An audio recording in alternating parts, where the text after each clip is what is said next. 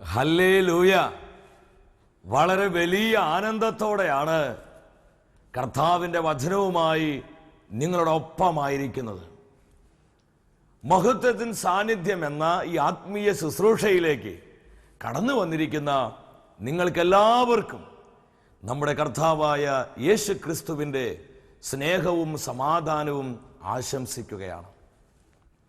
29-ാം സങ്കീർത്തനം 4-ാം തിരുവചനത്തിൽ ഇപ്രകാരം കർത്താവിൻ്റെ വചനം പ്രഖ്യാപിക്കുകയാണ്: കർത്താവിൻ്റെ സ്വരം ശക്തി നിറഞ്ഞതാണ്, അവിടുത്തെ ശബ്ദം പ്രതാപമുറ്റതാണ്. കർത്താവിൻ്റെ സ്വരം ശക്തി നിറഞ്ഞതാണ്. ദൈവത്തിന്റെ പരിശുദ്ധാത്മാവ് ഈ ഒരു അഭിഷേകം ഈ മണിക്കൂറുകളിൽ നമ്മുടെ ജീവിതങ്ങളിലേക്കും കുടുംബങ്ങളിലേക്കും നമ്മുടെ സമൂഹങ്ങളിലേക്കും പകരുവാനായിട്ട് പോവുകയാണ്. ദൈവവചനത്തിന്റെ പവർ അനേകമായിരങ്ങളിലേക്ക് ഈ സ്തുതി ആരാധനയിലൂടെ പരിശുദ്ധാത്മ പകരുകയാണ്. പ്രിയ ദൈവമക്കളെ, കർത്താവ് നൽകുന്ന ഈ അഭിഷേകം സ്വീകരിക്കുവാനുള്ള ആഗ്രഹത്തോടെ നമുക്കായിരിക്കാം. കുടുംബമായി നിങ്ങൾ എല്ലാവരും ടെലിവിഷന് മുൻപിൽ എഴുന്നേറ്റ് നിൽക്കുന്നു. ആരെയും ശ്രദ്ധിക്കേണ്ട. കർത്താവിന്റെ തിരുമുഖത്തേക്ക് നോക്കി കർത്താവിന്റെ സ്വരം ശക്തി നിറഞ്ഞതാണ്. ഈ വചനത്തിൽ പൂർണ്ണമായി ആശ്രയിച്ചുകൊണ്ട് നമ്മൾ പരിശുദ്ധാത്മാവിന്റെ നിറവിൽ പാടി ആരാധിക്കുകയാണ്. Hallelujah, hallelujah. ആത്മാവിൻ ശക്തി, അത്യുന്നത ശക്തി, പരിശുദ്ധാത്മ ശക്തി എന്നിൽ നിറയട്ടെ. എത്ര പേര് ആഗ്രഹിക്കുന്നുണ്ട് ഈ ആത്മനിറവിന് വേണ്ടി? ചേർന്ന് പാട്. എന്നിൽ നിറയട്ടെ, എന്നിൽ നിറയട്ടെ, സഭയിൽ നിറയട്ടെ, ലോകം മുഴുവൻ കത്തിപ്പടരട്ടെ. എന്നിൽ നിറയട്ടെ, സഭയിൽ നിറയട്ടെ, ലോകം മുഴുവൻ കത്തിപ്പടരട്ടെ. പരിശുദ്ധാത്മാവേ വരിക, വരിക, ഞങ്ങളിൽ നിറയുക. ലോകം മുഴുവൻ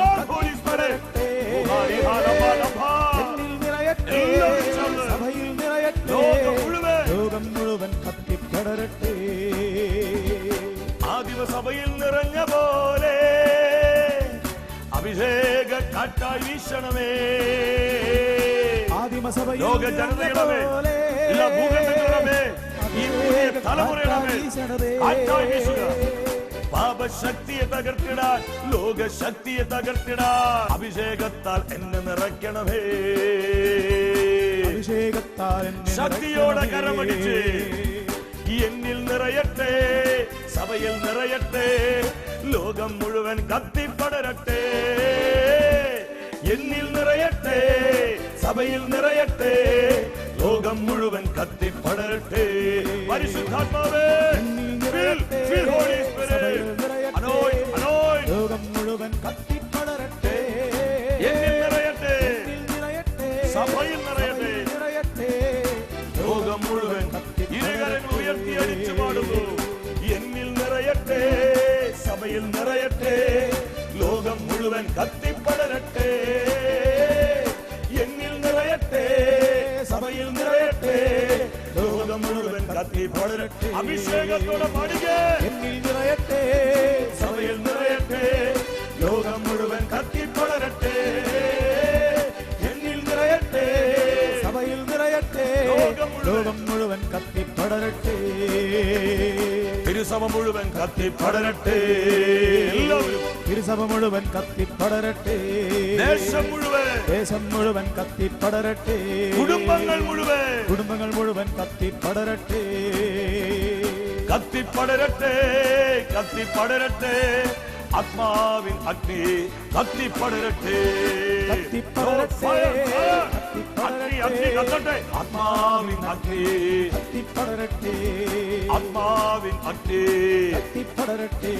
ഇരുകരങ്ങളും കർത്താവിന്റെ സാന്നിധ്യത്തിന് ഉയർത്തിപ്പിടിക്കുന്നു. ഈ അഭിഷേക അഗ്നിക്ക് വേണ്ടി ആഗ്രഹിച്ച് പ്രാർത്ഥിക്കുകയാണ്. കരങ്ങളുയർത്തി സ്വരമുയർത്തി പരിശുദ്ധാത്മാവിനെ വിളിക്കും. മക്കളെ വരിക, വരിക, പരിശുദ്ധാത്മാവേ, അഭിഷേക തീയായി വരിക. അനേകായിരങ്ങളിൽ കത്തുക. ഈ സ്തുതി ആരാധനയിൽ വിശ്വസിച്ച് പ്രാർത്ഥിക്കുന്ന അനേകമായിരങ്ങളുടെ മേൽ അഭിഷേകമായി വരിക, കൃപയായി വരിക, സൗഖ്യമായി വരിക. Hallelujah, hallelujah, hallelujah, hallelujah. സമൂഹങ്ങളെ ശക്തിപ്പെടുത്തുക. പരിശുദ്ധാത്മാവിനാൽ ശക്തി പ്രാപിക്കട്ടെ. ഓരോ കുടുംബങ്ങളും വിശുദ്ധീകരിക്കപ്പെടട്ടെ. തലമുറകൾ അഭിഷേകം പ്രാപിക്കട്ടെ. വ്യക്തി ജീവിതങ്ങൾ നവീകരിക്കപ്പെടട്ടെ. Hallelujah, hallelujah, hallelujah, hallelujah. മക്കളെ ഹൃദയം തുറന്ന് വിളിച്ച് പരിശുദ്ധാത്മാവിനെ പ്രാർത്ഥിച്ച് വിളിച്ച് പരിശുദ്ധാത്മാവേ, പരിശുദ്ധാത്മാവേ, പരിശുദ്ധാത്മാവേ. അപ്പോസ്തലന്മാരുടെ മേൽ നിറഞ്ഞതുപോലെ, പരിശുദ്ധ അമ്മയിൽ നിറഞ്ഞതുപോലെ, പ്രവാചകനെ ഏലിയായിൽ നിറഞ്ഞതുപോലെ, മോശയിൽ നിറഞ്ഞതുപോലെ ഞങ്ങളിൽ നിറയണമേ. Feel Holy Spirit. Hala Hala Hala Hala. നിറയുക, നിറയുക പരിശുദ്ധാത്മാവേ. കപടതയുടെ കെട്ടുകളെ പൊട്ടിക്കുക. ദൈവമക്കൾ യഥാർത്ഥത്തിൽ റിയലാകുക, യാഥാർത്ഥ്യം ബോധ്യമുള്ളവരാകുക. ഞങ്ങളെ വിശുദ്ധീകരിക്കണമേ. ജ്ഞാനം നൽകണമേ, ശക്തി നൽകണമേ, കൃപ നൽകണമേ, അഭിഷേകം നൽകണമേ. Hallelujah, hallelujah, hallelujah, hallelujah. കുടുംബങ്ങളെ ആശീർവദിക്കണമേ. അഭിഷേകം, അഭിഷേകം, അഭിഷേകം. കത്തട്ടെ, കത്തട്ടെ, കത്തട്ടെ. Lord, fire. കത്തി കത്തി കത്തി പടരട്ടെ. ജനകോടികളിൽ പടരട്ടെ. ജനകോടികളിൽ പടരട്ടെ. Hallelujah, hallelujah, hallelujah, hallelujah. പിതാവേ നന്ദി, യേശുവേ നന്ദി, പരിശുദ്ധാത്മാവേ നന്ദി. ആരാധന, ആരാധന, ആരാധന. പരിശുദ്ധ അമ്മേ, വചനത്തിന്റെ അമ്മേ, അമ്മ ഞങ്ങൾക്ക് വേണ്ടി പ്രാർത്ഥിക്കണമേ. ആമേൻ. ഹല്ലേലൂയ. പ്രിയ ദൈവമക്കളെ, വളരെ പ്രത്യാശയോടെ കർത്താവിന്റെ വചനത്തിന് മുൻപിൽ നമുക്കായിരിക്കാം. പൗലോസ് പറഞ്ഞ കാര്യങ്ങൾ സ്വീകരിക്കുവാൻ ലിദിയയുടെ ഹൃദയത്തെ തുറന്ന അതേ കർത്താവ് ഈ വചന ശുശ്രൂഷയിലേക്ക് അനേകം ആയിരങ്ങളുടെ ഹൃദയങ്ങളെ തുറക്കുകയാണ്. ഇന്നേ ദിവസം ദൈവവചനത്തിലൂടെ പരിശുദ്ധാത്മാവ് നമ്മളെ പഠിപ്പിക്കുന്നത് ദൈവമക്കൾ കപടതയില്ലാത്തവരാകണം. മറ്റേതൊരു കാലഘട്ടത്തേക്കാൾ ഉപരി നമ്മളായിരിക്കുന്ന ഈ കാലഘട്ടം, ഈ ലോകം കാപട്യത്തിന് ലോകമായി മാറിക്കഴിഞ്ഞു. ഏത് മണ്ഡലങ്ങളിലോട്ട് നമ്മൾ നോക്കിയാലും അവിടെയെല്ലാം നമുക്ക് കാണാൻ കഴിയുന്ന ഒരു പ്രധാനപ്പെട്ട കാര്യം കപടതയുടെ മുഖങ്ങളാണ്. ചിലരെങ്കിലും പറയാറുണ്ട്, സഹോദര, ഈ ലോകത്തിൽ കാപട്യമില്ലാതെ ജീവിക്കാൻ പറ്റില്ല. കാരണം ഈ ലോകം മുഴുവൻ കപടത നിറഞ്ഞിരിക്കുക. അല്പസ്വല്പം വഞ്ചനയില്ലാതെ, ചതിയില്ലാതെ, മാത്സര്യ ബുദ്ധിയില്ലാതെ ഈ ലോകത്തിൽ പിടിച്ചു നിൽക്കാൻ പറ്റില്ല. അനേകരുടെ ചിന്താഗതി ഇതാ. എന്തിന്? ഈ ശുശ്രൂഷയിൽ പങ്കെടുക്കുന്ന നിങ്ങളിൽ പലരും ചിലപ്പോൾ ഇപ്രകാരം ചിന്തിക്കുന്നുണ്ടാകാം. എന്നാൽ പ്രിയ ദൈവമക്കളെ, തിരുവചനത്തിലൂടെ പരിശുദ്ധാത്മാവ് ഇന്ന് നമ്മുടെ ഹൃദയങ്ങളോട് ഇടപെടുകയാണ്. കർത്താവിന്റെ ജനം എവിടെയും റിയലാകണം. നമ്മൾ റിയലാകുവാൻ സ്വർഗം ആഗ്രഹിക്കുന്നു. നമ്മുടെ വ്യക്തിപരമായ ജീവിതത്തിൽ, നമ്മുടെ കുടുംബ ജീവിതത്തിൽ, തൊഴിൽ മേഖലകളിൽ, നമ്മളായിരിക്കുന്ന കൂട്ടായ്മയിൽ, നമ്മുടെ സഭയിൽ, സമൂഹങ്ങളിലെല്ലാം നമ്മൾ റിയലാകുവാൻ കർത്താവ് അതിയായി ആഗ്രഹിക്കുകയാണ്. വിശുദ്ധ പത്രോസ് എഴുതിയ 1-ാമത്തെ ലേഖനം 2-ാം അധ്യായം 1-ാമത്തെ തിരുവാക്യം. അവിടെ ദൈവത്തിന്റെ വചനം ഇപ്രകാരം പ്രഖ്യാപിക്കുകയാണ്: നിങ്ങൾ എല്ലാ തിന്മയും വഞ്ചനയും കാപട്യവും അസൂയയും അപവാദവും ഉപേക്ഷിക്കുവിൻ. മറ്റേത് നാളുകളേക്കാൾ ഉപരി ഇന്ന് ഈ വചനത്തിന് ഒരുപാട് പ്രസക്തിയുണ്ട്. ഈ വചനം എന്താണ് നമ്മുടെ ജീവിതങ്ങളോട് സംസാരിക്കുന്നത്? ദൈവജനം കപടതയില്ലാത്തവരായിരിക്കണമെന്ന് ഈ വചനത്തിലൂടെ പരിശുദ്ധാത്മാവ് വ്യക്തമാക്കുകയാണ്. നമ്മുടെ കർത്താവ് ഏറ്റവും അധികം വെറുക്കുന്ന പാപമാണ് കാപട്യം. നാം സുവിശേഷങ്ങളിലോട്ട് കടന്നു വരുമ്പോൾ വളരെ വ്യക്തമായിട്ട് കാണാൻ പറ്റും. ഈ വലിയ തിന്മയ്ക്കെതിരെ കർത്താവായ യേശു എന്തുമാത്രമാണ് ശബ്ദമുയർത്തിയത്. വിശുദ്ധ മത്തായി എഴുതിയ സുവിശേഷം 23-ാം അധ്യായം 13 മുതൽ 29 വരെയുള്ള തിരുവചന ഭാഗങ്ങൾ നമ്മൾ എടുത്ത് പഠിക്കുമ്പോൾ അവിടെ 7 പ്രാവശ്യമാണ് കർത്താവ് ഈ തിന്മയ്ക്കെതിരെ ശബ്ദമുയർത്തിയത്. കപടനാട്ടിക്കാരായ ഫരിസേരെ, നിയമജ്ഞരെ, നിങ്ങൾക്ക് ദുരിതം. 13-ാം വചനത്തിൽ യേശു പറയുകയാണ്, നിങ്ങൾക്ക് ദുരിതം, വീണ്ടും 15-ാം വചനത്തിൽ കാണുവാൻ കഴിയും, കപടനാട്യക്കാരെ നിങ്ങൾക്ക് ദുരിതം. വീണ്ടും 17-ാം വചനത്തിലോട്ട് വരുമ്പോൾ അവിടെയും വ്യക്തമായി കാണാൻ പറ്റും, കപടനാട്യക്കാരെ ദുരിതം. വീണ്ടും മത്തായിയുടെ സുവിശേഷം 23-23 വരുമ്പോൾ കാണാൻ പറ്റും, കപടനാട്യക്കാരെ നിങ്ങൾക്ക് ദുരിതം. 25-ാം വാക്യത്തിലോട്ടും 27-ാം വാക്യത്തിലോട്ടും എന്തിന് 29-ാം വാക്യത്തിലോട്ടും ഇത് നിങ്ങൾ പിന്നീട് എടുത്ത് വായിക്കണം, ധ്യാനിക്കണം. അവിടെ 7 പ്രാവശ്യമാണ് കപടനാട്യക്കാരായ വ്യക്തികളെ നോക്കി കർത്താവ് പറഞ്ഞത് നിങ്ങൾക്ക് ദുരിതം. ഈ വചനത്തിലൂടെ ഇന്ന് പരിശുദ്ധാത്മാവ് നമ്മുടെ ജീവിതങ്ങളോട് ഇടപെടുകയാണ്. എന്താ കർത്താവ് പറയുന്നത്? കപടതയുള്ളവർ ആര് തന്നെയായാലും അവർ അധികം മുന്നോട്ട് പോവുകയില്ല. കപടതയുള്ള ജീവിതങ്ങൾക്ക് ദുരിതമെന്ന് ഈ വചനത്തിലൂടെ ഈശോ പഠിപ്പിക്കുക. കപടതയുള്ള കുടുംബങ്ങൾക്ക് ദുരിതം, കപടതയുള്ള കൂട്ടായ്മകൾക്ക് ദുരിതം, കപടതയുള്ള സമൂഹങ്ങൾക്ക് ദുരിതമെന്ന് ഈ തിരുവചനത്തിലൂടെ ശക്തമായി പരിശുദ്ധാത്മാവ് മുന്നറിയിപ്പ് നൽകുകയാണ്. അപ്പൊ ഈ വചനമെല്ലാം നമ്മൾ എടുത്തു നോക്കുമ്പോൾ നമുക്ക് കാണാൻ കഴിയുന്ന വലിയ യാഥാർത്ഥ്യം എന്താ? കർത്താവിന്റെ ഹൃദയത്തെ വേദനിപ്പിക്കുന്ന ഏറ്റവും വലിയ തിന്മയാണ് കാപട്യം. അതുകൊണ്ട് തന്നെയാണ് വിശുദ്ധ വചനത്തിലൂടെ പരിശുദ്ധാത്മാവ് നമ്മോട് പറയുന്നത് ദൈവമക്കൾ റിയലാകണം. ഇന്നത്തെ ഏറ്റവും വലിയ പ്രതിസന്ധി ഇതാ. ഇന്ന് അനേകർക്ക് റിയലാകാൻ പറ്റുന്നില്ല. മറ്റൊരു ഭാഷയിൽ പറഞ്ഞാൽ ജനുവിനാകാൻ പറ്റുന്നില്ല. എവിടെയും കപടതയുടെ മുഖങ്ങളുമായി അനേകർ നടക്കുകയാണ്. ഞാൻ വളരെ സ്നേഹത്തോടെ ചോദിക്കട്ടെ, പ്രിയ സഹോദര സഹോദരി, അപ്പൊ എന്താണ് ഈ കപടത? കാപട്യം എന്ന് പറഞ്ഞാൽ എന്താ? അത് മറ്റൊന്നുമല്ല, യഥാർത്ഥത്തിൽ നമ്മൾ എന്തായിരിക്കുന്നുവോ അതിനേക്കാൾ മെച്ചമായ ധാരണ മറ്റുള്ളവർക്ക് നമ്മൾ നൽകുന്നതാണ് കാപട്യം. ഞാൻ യഥാർത്ഥത്തിൽ എന്തായിരിക്കുന്നുവോ അതിനേക്കാൾ മെച്ചമായൊരു ധാരണ എൻ്റെ മാതാപിതാക്കൾക്ക് നൽകുന്നു, ജീവിത പങ്കാളിക്ക് നൽകുന്നു, മക്കൾക്ക് നൽകുന്നു, എൻ്റെ കൂടെയുള്ളവർക്ക് നൽകുന്നു, എൻ്റെ ഓഫീസിലുള്ളവർക്ക്, എൻ്റെ ബിസിനസ് മേഖലയിലുള്ളവർക്ക്, എൻ്റെ സുഹൃത്തുക്കൾക്ക്, എൻ്റെ അധികാരികൾക്ക്, എൻ്റെ സമൂഹ അംഗങ്ങൾക്ക് ഞാൻ നൽകുന്നു. അതാണ് കാപട്യം എന്ന് വചനം പഠിപ്പിക്കുക. തിരുവചനത്തിൽ നമുക്ക് കാണുവാനായിട്ട് കഴിയും കപടതയോടുകൂടി ജീവിച്ച പെരുമാറിയ പല വ്യക്തിത്വങ്ങളെയും.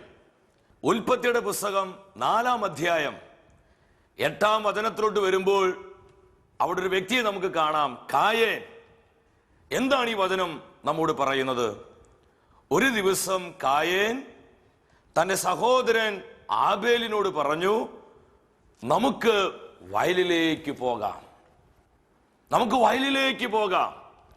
ഈ വാക്കുകൾ പൂർണ്ണമായും കപടതയുടെ വാക്കുകളായിരുന്നു. സ്നേഹം നടിച്ച് വളരെ കാപട്യത്തോടുകൂടെ കായേൻ തന്റെ സഹോദരനായ ആബേലിനോട് പെരുമാറുകയാണ്. ആബേൽ, വരുവിൻ നമുക്ക് വയലിലേക്ക് പോകാം. എന്തൊരു സൗമ്യതയാ! നമ്മൾ ശരിക്കും നോക്കുമ്പോ എന്തുമാത്രം സ്നേഹമായിട്ട് ഇത് തോന്നാം. എന്നാൽ കായേന്റെ ഹൃദയം മുഴുവൻ കപടതയായിരുന്നു. സ്നേഹം നടിച്ച് കപടതയോടുകൂടി പെരുമാറുന്ന ഓരോ വ്യക്തികൾക്കുമുള്ള വലിയ മുന്നറിയിപ്പാണ് കായേന്റെ ജീവിതത്തിലൂടെ പരിശുദ്ധാത്മാവ് എനിക്കും നിങ്ങൾക്കും നൽകുന്നത്. ഞാൻ വളരെ വേദനയോടുകൂടി പങ്കുവയ്ക്കുക. പല സ്ഥലങ്ങളിലേക്കും ധ്യാന ശുശ്രൂഷകൾക്കായിട്ട് കടന്നു ചെല്ലുമ്പോൾ തകർന്ന ഹൃദയത്തോടെ അനേകരെ കണ്ണീരോടുകൂടി അവരുടെ അനുഭവങ്ങൾ പങ്കുവെക്കാറുണ്ട്. സഹോദര, ഞങ്ങളുടെ ജീവിതം നശിച്ചു, ഞങ്ങൾക്ക് ഈ ഗതി വന്നു, ഞങ്ങളുടെ ജീവിതം പാഴായിപ്പോയി. ഞാൻ അവരോട് ചോദിക്കാറുണ്ട്, നിങ്ങൾക്ക് എന്താ പറ്റിയത്, എന്താ നിങ്ങളുടെ പ്രശ്നം? അവര് പറയുന്ന കാര്യം ഇതാ, സ്നേഹം നടിച്ച് ഞങ്ങളുടെ പണം അവർ തട്ടിച്ചു, സ്നേഹം നടിച്ച് കപടതയോടുകൂടി പെരുമാറി എൻ്റെ വിശുദ്ധി കന്യകാത്വം നശിപ്പിച്ചു, സ്നേഹം നടിച്ച് എൻ്റെ കുടുംബത്തെ തകർത്തു, സ്നേഹം നടിച്ച് എൻ്റെ കുഞ്ഞിനെ നശിപ്പിച്ചു. ഇന്ന് എത്രയെത്രയോ ജീവിതങ്ങളാണ്, എന്തുമാത്രം കുടുംബങ്ങളാണ് ഈ ഒരു തിന്മയുടെ സ്വാധീനത്തിൽ തകർന്നുകൊണ്ടിരിക്കുന്നത്. കായേൻ അതിനുള്ള വലിയൊരു തെളിവാണ്. സ്നേഹം നടിച്ച് ആബേലിനെ വയലിലോട്ട് കൊണ്ടുപോയി അവനോട് മറുതലിച്ച് ആബേലിനെ കൊന്നുകളയുകയാണ്. കപടതയുടെ വലിയ മുഖം കായേന്റെ ജീവിതത്തിലൂടെ പരിശുദ്ധാത്മ കാണിക്കുകയാണ്. രണ്ടാമത് നമുക്ക് കാണാൻ പറ്റും അബ്സലോം. സാമുവേൽ പ്രവാചകൻ 2-ാം പുസ്തകം 15-ാം അധ്യായം 7 മുതൽ 12 വരെയുള്ള തിരുവചനം നമ്മൾ എടുത്ത് പരിശോധിക്കണം. തന്റെ പിതാവായ ദാവീദിൽ നിന്ന് അധികാരം പിടിച്ചെടുക്കുവാൻ സ്വയം രാജാവാകാൻ പരിശ്രമിക്കുന്ന അബ്സലോം അതിനുവേണ്ടി വളരെ കപടതയോടുകൂടി തന്റെ സ്വന്തം പിതാവിനോട് പെരുമാറുന്ന ഒരു വ്യക്തിയായി അബ്സലോമിനെ ഈ തിരുവചനത്തിൽ നമുക്ക് കാണാൻ പറ്റും. ഇത് വെറും ഒരു അബ്സലോമിന്റെ മാത്രം അനുഭവമല്ല. ഇന്ന് രാഷ്ട്രീയ മേഖലയിൽ എന്താ നടക്കുന്നത്? ആരെയും കുറ്റപ്പെടുത്തുന്നതല്ല. ഇതൊക്കെ നമ്മൾ യഥാർത്ഥത്തിൽ നിന്ന് പരിശോധിക്കണം, അനുദപിക്കണം. സ്ഥാനമാനങ്ങൾക്ക് വേണ്ടി, അധികാരത്തിനു വേണ്ടി, ലോകത്തിന്റെ കൈയടിക്ക് വേണ്ടി, ലോകത്തിന് മുമ്പിൽ മാന്യമാരാകാൻ വേണ്ടി കപടതയോടുകൂടി പെരുമാറുന്നവര്, അത് അപ്പനാണെങ്കിലും ശരി, ഭാര്യയാണെങ്കിലും ശരി, ഭർത്താവാണെങ്കിലും ശരി, സഹോദരനാണെങ്കിലും ശരി, ആര് തന്നെയായാലും ശരി, എനിക്ക് സ്ഥാനം കിട്ടണം, എനിക്ക് വലിയവനാകണം, എനിക്ക് അധികാരമുണ്ടാകണം, അതിനുവേണ്ടി എന്തും ചെയ്യാനും മടിയില്ലാത്ത ഒരു കാലഘട്ടത്തിലേക്ക് പ്രിയ ദൈവമക്കളെ നമ്മൾ വന്നെത്തി നിൽക്കുകയാണ്. വചനം വെളിപ്പെടുത്തുന്നുണ്ട്. 12-ാം വചനത്തിലോട്ട് വരുമ്പോൾ അങ്ങനെ അബ്സലോമിന്റെ ഗൂഢാലോചന സംഘം വളരെ വലുതായി. ദാവീദിനെതിരായി അവൻ പൊളിറ്റിക്സ് കളിക്കുക, അനേക ഹൃദയത്തെ വശീകരിക്കുകയാണ്. എന്നാൽ കപടതയോടുകൂടി പെരുമാറിയ അബ്സലോമിന് എന്താ സംഭവിച്ചത്? ദൈവത്തിന്റെ വചനം നമുക്ക് വെളിപ്പെടുത്തി തരുന്നുണ്ട്. സാമുവേൽ പ്രവാചകന്റെ 2-ാം പുസ്തകം 18-ാം അധ്യായം 15-ാമത്തെ തിരുവചനം. അവിടെ വചന ഇപ്രകാരം പ്രഖ്യാപിക്കുന്നു: യോവാബിന്റെ ആയുധവാഹകരായ 10 പേർ അബ്സലോമിനെ വളഞ്ഞ് അവനെ അടിച്ചു കൊന്നു. ഒരു പട്ടിയെ പോലെ യോവാബിന്റെ കൂടെയുള്ള പട്ടാളക്കാരെ അബ്സലോമിനെ അടിച്ചടിച്ച് കൊല്ലുകയാണ്. പ്രിയ ദൈവമക്കളെ, കപടതയുള്ളവർ ആര് തന്നെയായാലും, അവർ എന്തുമാത്രം ഉന്നതരാണെങ്കിലും, രാഷ്ട്രീയ സ്വാധീനമുള്ളവരാണെങ്കിലും, ആൾബലമുള്ളവരാണെങ്കിലും, മണിപ്പവറുള്ളവരാണെങ്കിലും, മസിൽ പവറുള്ളവരാണെങ്കിലും, അബ്സലോമിന്റെ ജീവിതത്തിലൂടെ പരിശുദ്ധാത്മാവ് എന്നോട് നിങ്ങളോടും സംസാരിക്കുകയാണ്. അവർ അധികം മുന്നോട്ട് പോവുകയില്ല. അവർ അധികം മുന്നോട്ട് പോവുകയില്ല. യേശു പറഞ്ഞു, വിശുദ്ധ ലൂക്കായുടെ സുവിശേഷം 12-ാം അധ്യായം അവിടെ 2-ാം വചനത്തിൽ, മറഞ്ഞിരിക്കുന്നതൊന്നും വെളിച്ചത്ത് വരാതിരിക്കുകയില്ല, നിഗൂഢമായിരിക്കുന്നതൊന്നും അറിയപ്പെടാതിരിക്കുകയില്ല. ഹല്ലേലൂയ! എന്തുമാത്രം കൃത്യമാണ് ഈ വചനം. മറഞ്ഞിരിക്കുന്നതൊന്നും വെളിപ്പെടാതിരിക്കുകയില്ല. വീണ്ടും പുതിയ നിയമത്തിലോട്ട് വാ. അപ്പോസ്തല പ്രവർത്തനം 5-ാം അധ്യായം 1-2 തിരുവചനങ്ങളിൽ അവിടെ ഒരു അങ്കിളിനെയും ആന്റിയെയും നമുക്ക് കാണാൻ പറ്റും. അനനിയാസ്, സഫീറ, ഇതാണ് അങ്കിളിന്റെയും ആന്റിയുടെയും പേര്. ഈ അനനിയാസ്, സഫീറയൊക്കെ നമ്മുടെ ജീവിതത്തിൽ ഇപ്പോഴുമുണ്ട്. പലപ്പോഴും ആത്മീയ ശുശ്രൂഷ മേഖലകളിൽ, പ്രാർത്ഥനാ ജീവിതത്തിൽ മുന്നേറുന്ന എനിക്കും നിങ്ങൾക്കുമുള്ള വലിയ ഒരു വാണിംഗ് ആണ് അനനിയാസ്, സഫീറ ദമ്പതികളിലൂടെ കർത്താവ് നമുക്ക് നൽകുന്നത്. 1-2 വചനങ്ങളിൽ എന്താ കാണാൻ കഴിയുന്നത്? അനനിയാസ് എന്നൊരാളും അവന്റെ ഭാര്യ സഫീറയും കൂടെ തങ്ങളുടെ പറമ്പ് വിറ്റു, തങ്ങളുടെ സ്ഥലം അവർ വിറ്റു. 2-ാം വചനത്തിൽ പറയാണ്, വിലയുടെ ഒരു ഭാഗം അവൻ ഭാര്യയുടെ അറിവോടുകൂടെ മാറ്റിവെച്ചു. ഇതാണ് വിഷയമായത്. ഇതാണ് കപടത. ഭാര്യയുടെ അറിവോടുകൂടെ ഒരു ഭാഗം മാറ്റിവെച്ചു. ബാക്കിയുള്ളത് അപ്പോസ്തലന്മാരുടെ കാൽക്കൽ അവർ സമർപ്പിച്ചു. ഞങ്ങൾ വലിയ സമർപ്പണമുള്ളവരാണെന്ന് സഭാ നേതൃത്വത്തിന് അവര് ഒരു ധാരണ കൊടുക്കുകയാണ്. ഞങ്ങൾ ദൈവരാജ്യത്തിന് വേണ്ടി വലിയ വലിയ കാര്യങ്ങൾ ചെയ്യുന്നവരാണ്, ഞങ്ങൾ സഭയെ അത്രമാത്രം സ്നേഹിക്കുന്നവരാണെന്നുള്ള ഒരു ധാരണ അപ്പോസ്തലന്മാർക്ക് ഇവർ കൊടുക്കുകയാണ്. എന്നാൽ ഇവരുടെ കപടത നിറഞ്ഞ പ്രവർത്തികൾ സ്വർഗത്തിലെ കർത്താവിന്റെ സൂപ്പർസോണിക് കമ്പ്യൂട്ടറിൽ കർത്താവ് അത് റെക്കോർഡ് ചെയ്യുന്നുണ്ടായിരുന്നു. അവർ മാറ്റിവെച്ചു ഭാവിക്കുകയാണ്, ഞങ്ങൾ വലിയ ആത്മീയരാണെന്ന് നടിക്കുകയാണ്. ഇന്ന് ഇത് നമുക്കുള്ള മുന്നറിയിപ്പാണ്. വലിയ ആത്മീയത നടിക്കുന്നവർ, ആത്മീയത കളിക്കുന്നവര്, ഞാൻ നന്നായി പ്രാർത്ഥിക്കുന്നവരാണ്, ഞാൻ നന്നായി ഉപവസിക്കുന്നവളാണ്, എനിക്ക് നല്ലൊരു സമർപ്പണമുണ്ട് എന്ന് മറ്റുള്ളവരെ കാണിക്കാൻ വേണ്ടി ഇന്ന് നമ്മളൊക്കെ കാട്ടിക്കൂട്ടുന്ന പല വിധത്തിലുള്ള കപട നിറഞ്ഞ പ്രവർത്തികള്. എന്താ ഇവർക്ക് സംഭവിച്ചേ? ഇവർക്ക് എന്താ സംഭവിച്ചേ? വലിയ ജഡ്ജ്മെന്റ് ഇവർക്ക് ഉണ്ടാവുകയാണ്. പത്രോസ്ലിഹായുടെ മുൻപിൽ അനനിയാസ് അവൻ മരിച്ചു വീണു. അധികം താമസിയാതെ സഫീർ ആന്റിയും ഇതുപോലെ തന്നെ മരിച്ചു വീഴുകയാണ്. അവർക്ക് അധികം മുന്നോട്ട് പോകാനായിട്ട് കഴിഞ്ഞില്ല. ആദിമ സഭയിലെ വിശ്വാസികൾക്ക് കർത്താവ് വലിയൊരു പാഠം ഇവരുടെ ജീവിതത്തിലൂടെ പഠിപ്പിക്കുകയാണ്. പ്രിയമുള്ളവർ, ഇതൊന്നും നമ്മൾ അവഗണിക്കരുത്. നമുക്കുള്ള കർത്താവിൻ്റെ സ്വരമാണിത്. നമ്മൾ യഥാർത്ഥത്തിൽ സമർപ്പണമുള്ളവരാകണം. നമ്മൾ യഥാർത്ഥത്തിൽ ആത്മീയരാകണം. നമ്മൾ യഥാർത്ഥത്തിൽ പ്രാർത്ഥിക്കുന്നവരാകണം. യഥാർത്ഥത്തിൽ നമ്മൾ പരസ്പരം സ്നേഹിക്കുന്നവരാകണം.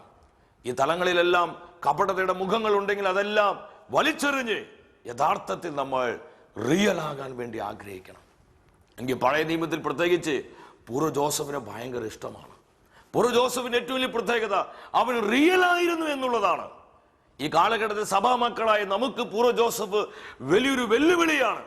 പോത്തിഫറിന്റെ വീട്ടിൽ അടിമയായിട്ട് അവൻ ജോലി ചെയ്യുമ്പോൾ അവന്റെ സുന്ദരിയായ ഭാര്യ ജോസഫുമായി പാപം ചെയ്യാൻ വന്നു. ആരും അത് അറിയത്തില്ല, ആരും കാണത്തില്ല.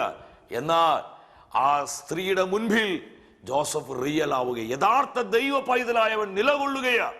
ഇത് കർത്താവിന്റെ ഹൃദയത്തെ ആനന്ദിപ്പിച്ച് എന്താ ഉണ്ടായേ? അന്നത്തെ ഏറ്റവും വലിയ സാമ്രാജ്യ ശക്തിയായ ഈജിപ്തിന്റെ അഡ്മിനിസ്ട്രേറ്ററായി, ഗവർണറായി, പ്രധാനമന്ത്രിയായി സ്വർഗത്തിലെ ദൈവം ജോസഫിന് ഉയർത്തുകയാണ്. പ്രിയ സഹോദര സഹോദരി, പൂർവ്വ ജോസഫിന് ഉയർച്ചയ്ക്കുള്ള കാരണം എന്താ? പൂർവ്വ ജോസഫിന്റെ ജീവിതത്തിലുണ്ടായ ഈ അഭിവൃദ്ധിയുടെ കാരണം എന്താ? മറ്റൊന്നുമല്ല, അവൻ റിയൽ ആയിരുന്നു. അവൻ എവിടെയും റിയലായി, ഒരു യഥാർത്ഥ ദൈവ പൈതലായി. പ്രിയ ദൈവമക്കളെ, ഇവരിലൂടെ എല്ലാം കർത്താവ് എന്താ നമ്മോട് സംസാരിക്കുന്നത്? നമ്മൾ ഓരോരുത്തരും ദൈവം നമ്മൾ നിർത്തിയിരിക്കുന്ന മേഖലകളിൽ ജെനുവിനായിരിക്കുവാൻ ആഗ്രഹിക്കുകയാണ്. ഈ ഒരു അഭിഷേകത്തിന് വേണ്ടി കരഞ്ഞ് നമുക്ക് പ്രാർത്ഥിക്കാം, കരഞ്ഞ് പ്രാർത്ഥിക്കാം.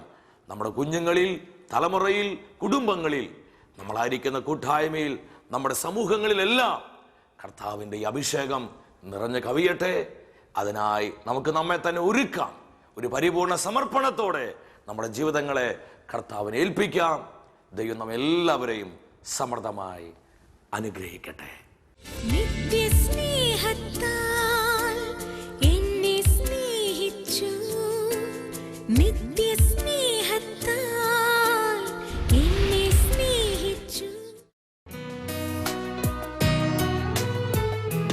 ദിവ്യ കുഞ്ഞാടിൻ സ്നേഹത്തിൻ രൂപം, രൂപഭാവങ്ങൾ മാറ്റുന്ന സ്നേഹം, പാവനമാത്മാവിൽ മന്നയായി മാറും തിരുവോസ്തിരൂപന്റെ സ്നേഹം.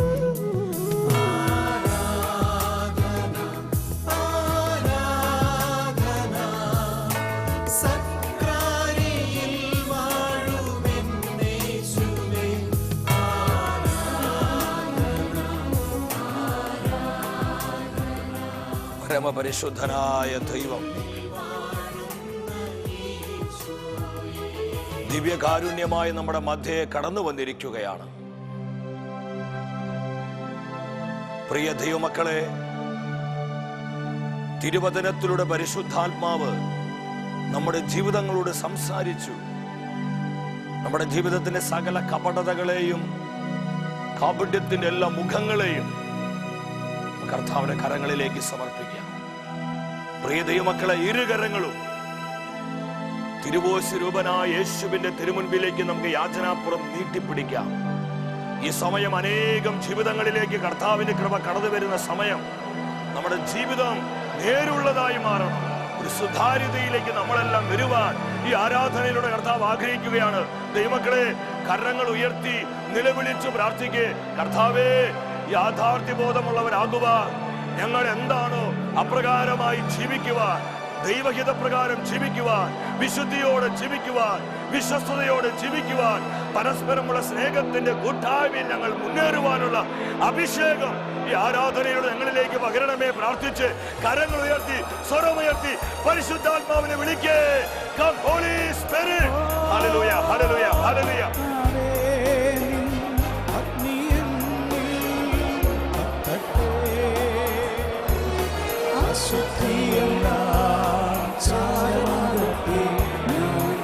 വ്യക്തിപരമായ ജീവിതത്തിൽ, കുടുംബ ജീവിതത്തിൽ, പരസ്പരമുള്ള സ്നേഹത്തിൽ കൂട്ടായ്മയിൽ വിശ്വസതയോടെ വളരുവാൻ അഭിഷേകം ചെയ്യണമേ കർത്താവേ. ഞങ്ങൾ റിയലാകുവാൻ കരം നീട്ടി ഞങ്ങളെ അഭിഷേകം ചെയ്യണമേ. ഹല ഹല ഹല ഹല. എല്ലാ കെട്ടുകളും പൊട്ടട്ടെ, ബന്ധനങ്ങൾ അഴിയട്ടെ, മുഖങ്ങൾ ഒടിയട്ടെ. തിരുവിടെ ആധിപത്യ അധികാര ശക്തികൾ കത്തിച്ചാരമാകട്ടെ. അഭിഷേകം അഭിഷേകം അഭിഷേകം തിരുമഴ പോലെ പെയ്യട്ടെ. വിശ്വസ്തതയുടെ വിശ്വസ്തതയുടെ വിശ്വസ്തതയുടെ യാഥാർത്ഥ്യ ബോധത്തിന്റെ അഭിഷേകം നിറയട്ടെ നിറയട്ടെ നിറയട്ടെ. Hallelujah hallelujah hallelujah.